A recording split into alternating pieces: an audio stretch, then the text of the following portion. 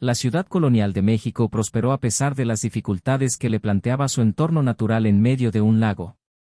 Llegó un momento en que su situación se hizo casi insostenible, pues quedó inundada por varios años. Se propuso mudarla a la ribera del lago, donde tendría un asiento más favorable, pero se impuso el punto de vista de quienes querían dejarla en su lugar original. La Ciudad de México está situada, como es bien sabido, en una cuenca cerrada por naturaleza, es decir, en un recinto fisiográfico cuyas aguas no tienen salida natural hacia tierras más bajas y el mar. El que dicha cuenca sea conocida comúnmente como Valle de México es inexacto desde el punto de vista geomorfológico, pero esa pequeña violencia al purismo en las expresiones es aceptada por casi todos. Además, la cuenca ya no es cerrada pues se le han abierto salidas artificiales por las cuales fluye el agua que se desea extraer. El que se haya hecho violencia a la naturaleza es algo también generalmente aceptado, o al menos rara vez cuestionado. Casi todas las cuencas cerradas suelen albergar cuerpos de agua, resultado de las precipitaciones y escurrimientos de las laderas, los cuales tienden a ser salobres cuando su limitada circulación se combina con un suelo de naturaleza salina. Es historia sabida de todos que la Cuenca de México albergaba varios lagos de considerable extensión y que en una de las islas que había en ellos se fundó Tenochtitlán. Diversos estudios nos permiten conocer la extensión y otras características de esos lagos: México, Texcoco, Xochimilco, Saltocan, Zumpango y otros, en tiempos prehispánicos. Los límites entre ellos eran ambiguos, marcados en algunas partes de manera natural por franjas cenagosas y en otras por obras artificiales, diques, compuertas, áreas chinamperas, que propiciaban una distribución diferencial de las aguas, que en partes eran dulces y en partes saladas. Tales construcciones contenían los excedentes de los lagos más altos, Zumpango, Saltocan, Xochimilco, y mantenían las aguas salobres, de Texcoco, lejos del entorno de la ciudad. Con todo, el espejo de agua, en gran parte de su extensión, era muy poco profundo, lo que lo hacía muy susceptible a los efectos de la evaporación. La aparente unidad lacustre desaparecía en periodos de seca, cuando los distintos cuerpos de agua quedaban desconectados. La Ciudad de México, reedificada con traza española, ocupó durante sus primeros años de vida el espacio de Tenochtitlán y algo más. El lago cedía en superficie, pues por un lado los escombros de la antigua ciudad llenaron muchos canales y por otro avanzaba el asolvamiento. Este era resultado de un proceso connatural al contexto hidrológico de toda cuenca cerrada, pero ya se había acelerado con las obras que entorpecían la circulación de las aguas y se aceleró aún más en la época colonial con el arrastre de materiales de erosión que provenían del pastoreo, el uso del arado y la rala de grandes árboles. Sus troncos se destinaban por millares a cimentar, o mal cimentar, las nuevas construcciones que se erigían sobre el suelo fangoso y mal consolidado. Todo ello era reflejo de los nuevos usos del suelo y las nuevas tecnologías traídas por los españoles, aunque también de sus cuestionables decisiones. ¿Por qué ese empeño en construir la nueva ciudad en ese lugar, pudiendo haberlo hecho por Tacubaya o Coyoacán, con el lago a sus pies? Cierto, hubo razones políticas e ideológicas de mucho peso. Se quiso que la Nueva México fuese sucesora directa de Tenochtitlán. Pero también hubo ceguera. El asolvamiento de los lagos y la retención imperfecta de sus flujos se combinaba con el hundimiento de las áreas construidas para ocasionar en las aguas un comportamiento errático. Impredecible. La Ciudad de México, capital indiscutible, se vestía con nuevas fachadas y paisajes, pero, comprensiblemente, se inundaba con frecuencia, como si sus antiguos canales se rehusaran a morir. Acequias, muelles, diques y albarradas fueron parte del paisaje urbano de esa ciudad de aire entre militar y eclesiástico, tosca y casi medieval, de la cual prácticamente nada subsiste en nuestros días. Poco a poco los españoles fueron puliendo y hermoseando la ciudad, y esto, según su entendimiento, implicaba combatir su carácter lacustre, que no cuadraba bien con el ideal urbanístico que los guiaba. Lograron contener de manera más efectiva el agua de los lagos vecinos con nuevos diques y compuertas. Pero eso era una solución falsa.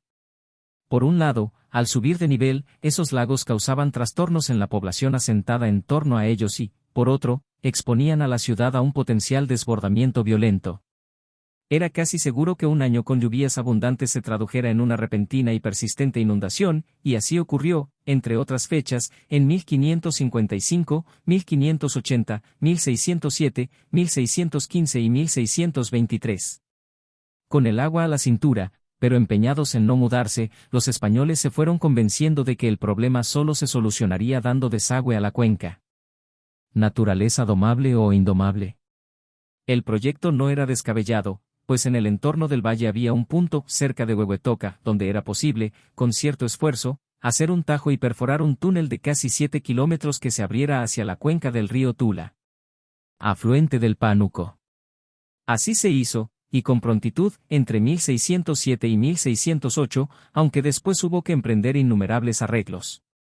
El desagüe, como se conoció al túnel y sus construcciones adyacentes, fue sin duda la más grande y admirable obra de ingeniería realizada hasta entonces en el continente.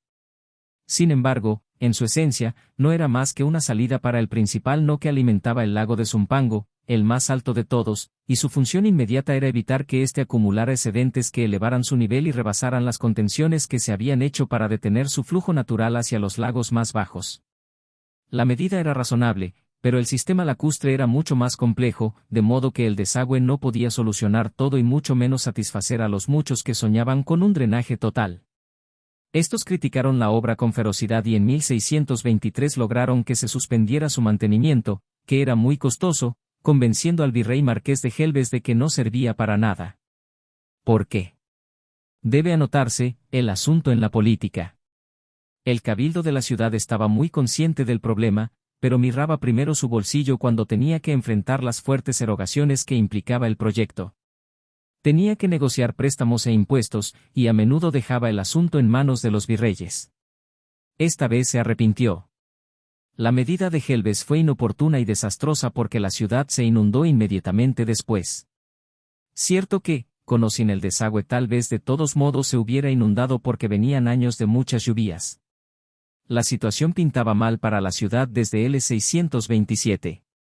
2 años después, en julio, su periferia ya estaba inundada, y luego de una serie de aguaceros excepcionales, del 21 al 22 de septiembre de 1629 de la orgullosa y prepotente Ciudad de México solo emergía un pequeño pedazo alrededor de la Plaza Mayor.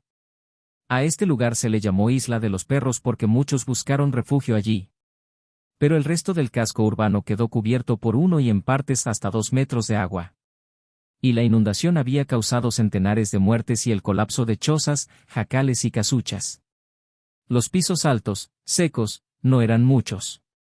En ellos se refugiaron los pudientes, quienes pronto mandaron hacer canoas para desplazarse de un lugar a otro. Las autoridades, con premura, se ocuparon de prestar ayuda a los damnificados, comida, hospitales, alojamiento, etc. El gobierno de la ciudad, aunque involucrado tarde en el asunto, se desvivió procurando el control de la distribución y los precios del maíz y la carne, que se dispararon, y asimismo dispuso la concentración de los mercados en los puntos menos afectados, una medida muy conflictiva porque puso a los competidores cara a cara. Se levantaron terraplenes, puentes de madera, pasillos y otros artificios que permitían malamente desplazarse a pie. Se bombeó el agua fuera de algunos recintos. Las misas, tan importantes en ese mundo, se celebraron en las azoteas.